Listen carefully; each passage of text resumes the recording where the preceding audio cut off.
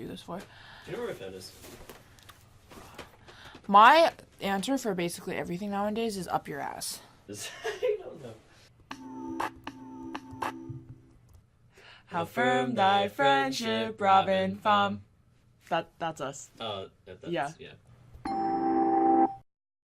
Which butter do we want to focus on today? Let's start with sun butter. Start with sun butter, yeah. Because I feel like not enough of the world knows about sun butter, and that's the problem. We need to talk about sun butter. I think it's really good, honestly. Like, cause like, who thought it's like peanut butter? You make butter from peanuts, but like, I don't think people know what sun butter is because it's like what's make butter from the sun? And then they hear sunflower and they're like, oh, okay. It kind of makes sense, but also at the same time, it's like sunflower is honestly like a seed. Mm-hmm. So people don't necessarily like, oh, you automatically grind that up because like you think most butters are like nut butters, but there can be non-nut butters. There can be regular butter, and then there's What's regular butter? Can we define that? I mean, I think we know what regular butter is. I don't think we have to define it. Yeah, we do. How do you make butter? You take really fatty milk, right? It's cream. What's the difference? Oh, I guess cream has a higher fat content than milk. So you take cream and then you shake it up to basically separate the like unsaturated fats and lipids from like the rest of the water content that's in it, and it's usually like a little top layer of like it's like fat, which is like the butter, and then you like scrape the top off, and then that's how you get butter. It's really like, I don't know, butter churning. Butter churning sounds terrible. Blah. Like, I feel like that takes so much time if you're not a machine and you haven't. So just the wordage of butter churning. Butter churning? The churning of butter? Hey, go churn some butter? Hey, wanna go across into the field and churn our butter for the day? Get our arm workout in? Just like our right arm, not even our left arm. Pay you some money for me. Oh, what do you do for a living? Oh, I churn butter. The thing with sun butter is, like, sun butter is loved by a lot of moms. Because you know how... Okay. So you know how... Like, honestly, the mom audience... The audience for sun butter is moms. Because you know how in schools a lot of these days it's like, oh, only bring in, like, peanut-free, like, food or, like, certain gluten-free foods and stuff like that. Because, like, they don't want the Tommy in the class to get sick because he has a peanut allergy and you don't want to exclude him from everybody else. Oh, boy. So I feel like sun butter, people are like, oh my gosh, there's this great thing that's free of the top 8 allergens. It's like literally free of like, basically, yeah, I'm going to pull out my jar. So it's like the allergy-friendly thing. It's free. This is on the side in huge letters for everyone who can't see what I'm seeing. Free from the top 8 allergens. Peanuts, tree nuts, milk, eggs, fish, crustacean shellfish, wheat, and soybeans. So basically everything. Basically everything that someone could possibly be allergic to. So my question is, can you be allergic to sunflowers and or sunflower seeds? I feel like you could be allergic to certain, like, vitamins. Like, you know how people are allergic to spinach? And I don't know. People are allergic to, like, spinach and, like, broccoli and stuff like that because of, like, the vitamin K. Or people are, like, allergic to uncooked apples because of, like, certain vitamins. Yeah. But, like, they can eat, like, cooked apples and apple pies and applesauce and stuff like that. So I feel like if someone was allergic to sun butter, which I don't think is a thing, that would be the case because of like the amount of a vitamin or something in it. So I just googled allergic reactions to sunflower seeds. Yes. Apparently it is a thing. You can be allergic to, if you're allergic to sunflower seeds, you're most likely also allergic to poppy seeds and sesame seeds. And they've been known to cause anaphylaxis. Anaphylaxis. Thank you. Which is like the same thing that happens with peanuts. Number of people affected by seed allergies unknown. Seed allergies? No census. All seeds. Also, how do they get the sunflower seeds out of sunflowers? You know what I've always wondered? Do you want to make your own sun butter? Is that why? No, not just that, but like the de-hulling process of any nut or any seed. They have to like, how do you do that? What do you mean? Like, how do you get banana seeds out? No. If you think about sunflower seeds have, like, the hull on the outside. Right. And if you're eating sunflowers, like, with the case in, what you do is you, like, bite it open and then, like, pick out the middle. You have to use your teeth? Can you just use I mean, you can, like, use your fingers, too. But, like, what most people do is they suck on it and then, like, spit it out and stuff like that. Yeah. Okay, now, no. In all due respect, though, Tom W. Davis, this great guy, probably, honestly. Assuming. Like, he's probably a great guy. Successful. Like, I mean, a successful guy who donated, who, like, appreciated Ohio State University, the Ohio State University. And he donated money to the North Residential Housing District, brand new project. And he just wanted to be recognized, and he wanted a clock tower. Or maybe he didn't want a clock tower, the university wanted it, and he gave the money. Regardless, I feel like his name among the student body has come to a certain degree of sadness. Did you know he also has the Tom W. Davis Special Events Gym for athletic competition in the RPAC? Where is that? Oh, in the RPAC? In the RPAC. So this is not the first time something on Ohio State's campus has been named after Tom W. Davis, which is interesting. That is very interesting. Why did he need another? Because this one has his name in big letters. That's very true. I mean, but doesn't Tom... Wait, so doesn't he have his name outside the gym, I'm assuming? I'm assuming. I think the difference... I think with me, it's that it's a weird mix of let's try to fit it in architecturally and stylistically with the rest of New North Campus, but then, like, let's add, like, a giant screen on the front. Just for...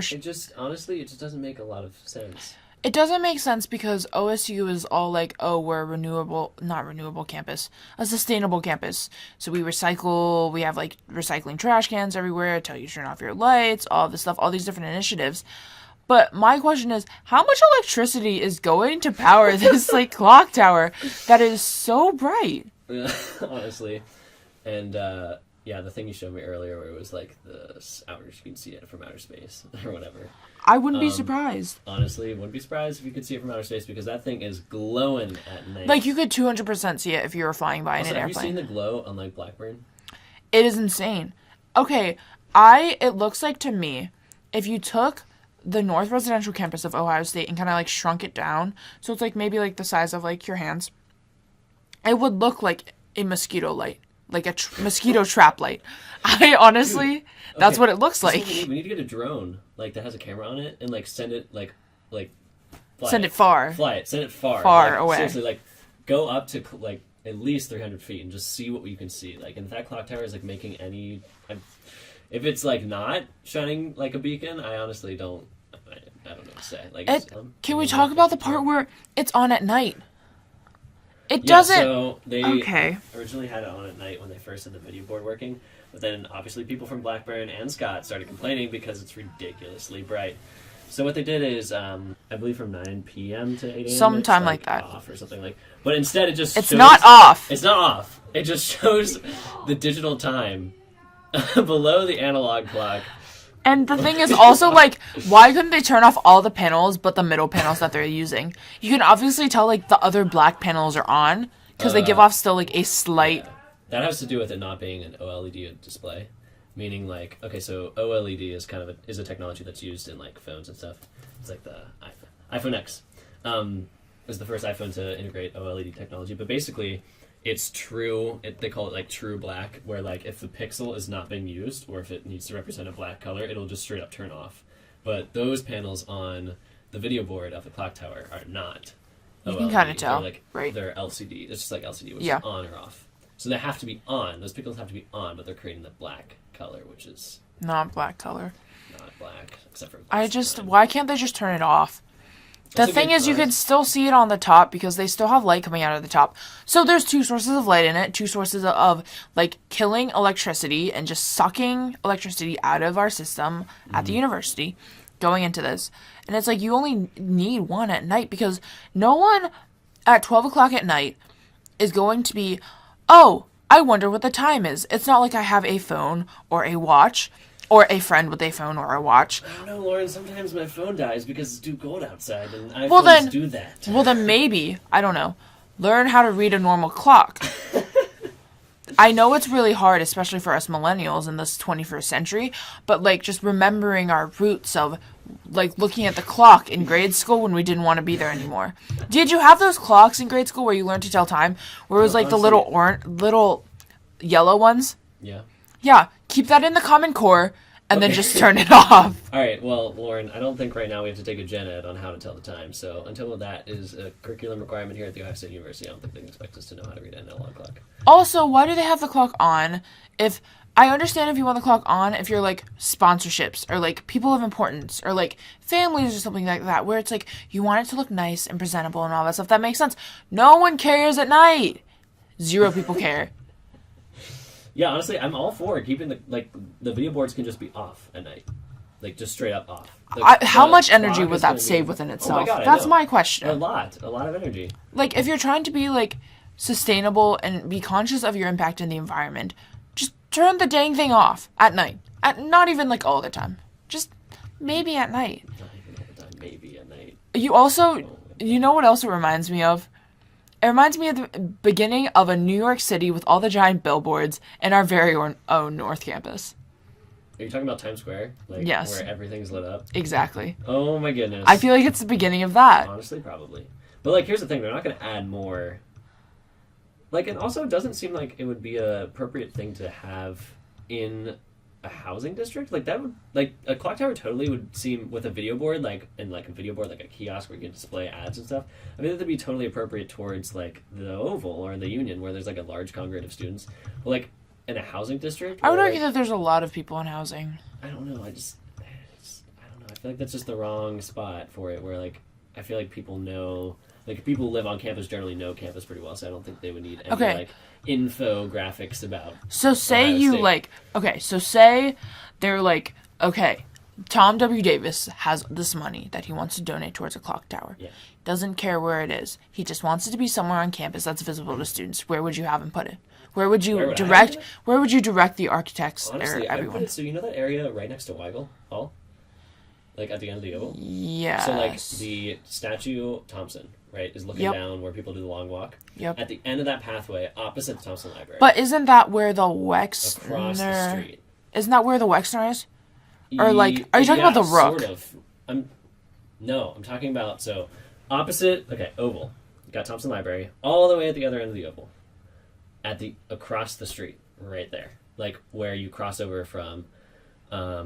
You cross over into High if you keep going. See, but the thing is, I would argue there's not that many people that would be like, hey, want to meet at the clock tower then? Yeah, what? Since when are people doing that now? Is that a thing? I will admit, I did that the other day. Oh, you want to meet at the clock tower? Because I have a friend who lives in Taylor, and I live in Torres. Come to this. So I texted him, and I was like, or do you remember we were hanging out at the clock tower the other day? Yeah, because And Tucker texted me, and Tucker was like, I'll meet you at the clock tower in 4. And we waited at the clock tower so he could give me the papers. Oh my gosh. So do you think this is what Tom wanted? Like, But at the same time, couldn't you just say, meet me outside North Rec? Or the courtyard outside of North Rec? What's so hard about that? The Green. The Dracket Green. Yeah. There's nothing hard about Or outside Connecting Grounds. Yesterday, I was in a suite in Lincoln, and they have... because freshmen, obviously. And they have a whiteboard on their door. And they have a poll on it right now. And it's a timeline. And on top it says, how sure are you that we actually exist? And on one side it says 100%. The other side says 0%. And people marked X's kind of like I forget. I don't remember stats. But like they just like lined up and they scattered them across. So it's like, how sure are you that we exist in the fact that, like, we are actually people? And then we started having the discussion of whether we live in a simulation. The idea is that maybe some supernatural force or extraterrestrial being is, like, the creator of our world and us. And they're just seeing, like, they've created us as basically little... I don't even want to say that. I guess just little robots, I guess, that are AIs, I guess, artificial intelligent players in the game. We're in the simulation, and we have little to no control of what we're actually doing. So it's kind of like have you ever seen the movie The Truman Show? Yeah, I've seen The Truman Show. Yes. So I imagine like The Truman Show, only they plant robots in there instead of people. That's what I kind of think of when I think of simulation. Gotcha. Okay, cool. Yeah, I see. So yeah, we're basically like the robots are... So in case you missed it, minor spoiler, I'm going to talk about The Truman Show. It's an old movie, great movie. Go watch it. But it's basically about a guy who is living his life day to day, and he has like a very normal life, and then he realizes one day, and it's like light falls out of the ceiling. Isn't that it? Like a light set. It's like one of like the spotlight lights like falls out of the ceiling out of nowhere, and then he slowly becomes more and more aware that his life is actually a reality show that the rest of the world is watching. Mm-hmm. And he has no idea. Yeah, no idea. Yeah. So it's kind of like, do we really know that we're in charge of our actions and all of that stuff, or is it just that some other being is? And I would say that I think, like, the way I like to think about it is that we are, like, we do control what we do because, like, if that simulation were true, we do control our own actions because we were designed to make decisions. If that makes sense. Like we are some artificial intelligence that was coded to make decisions in a certain way. The boys pointed out that if we become to a point where we can create life that becomes self-aware of itself, and we do to another version that we think people are doing to us, then it is almost 200% possible, because there is a very, very small likelihood that we're the first persons to control another being or make another AI self-aware. Mm-hmm. So basically, once we do it, it means that someone's done it to us. And the likelihood of someone doing it to us is very high. If that makes sense. Yeah, no, that definitely makes sense. If we exist, or if we're in a simulation, who made a simulation where people are just ranting on podcasts and taking selfies? I feel like that's I don't say a waste of a simulation, because like you do whatever you want with your time. I take selfies. Yeah, that's why my argument was, like, I think we have the ability to choose to do stupid stuff. Yeah, in the simulation, like we are some sort of simulated AI that is coded to choose things, which is why I think when people ask me, I don't even know what this is sort of relevant, but when people ask me like if I think free will exists. Like they do every single day when they're walking past the clock tower. Right, yeah.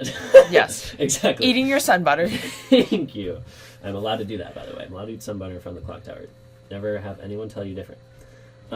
So, people ask me if free will exists. I would say, well, if we're in a simulation, no, because we're coded to make decisions in a certain way based on an algorithm. Wait, but aren't we coded to make decisions in a certain way based off of our genetics, though? Ooh, I guess so. Well, I guess. Oh, aren't we already coded? I guess in a way, like, yeah, our neurons fire in a specific way that make us think specific things. So yeah, that's another good argument. Because isn't computer science just like a computer version of coding? Is basically just molecular genetics on a different level. Yeah, coding, the same thing. We learned what four letters. Coding is just 4 letters. Coding is just computer science engineering, guys. You heard it first here on the podcast. That's it. That's it. That's what we're ending with.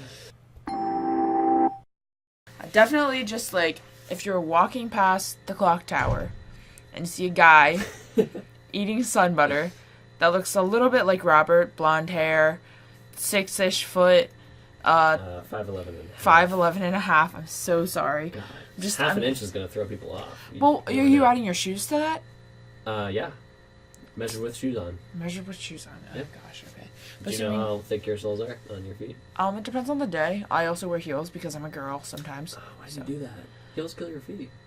I don't wear them often. The thing is, also, I worked a professional job over the summer. Oh, so you can So wear I heels. wore heels basically every single day. I bet your feet died by the end of the a little, job. but I was sitting most of the days and coding most days, so it wasn't too bad. Well, in the words of Truman, in case I don't see ya, good afternoon, good evening, and good night. Exactly.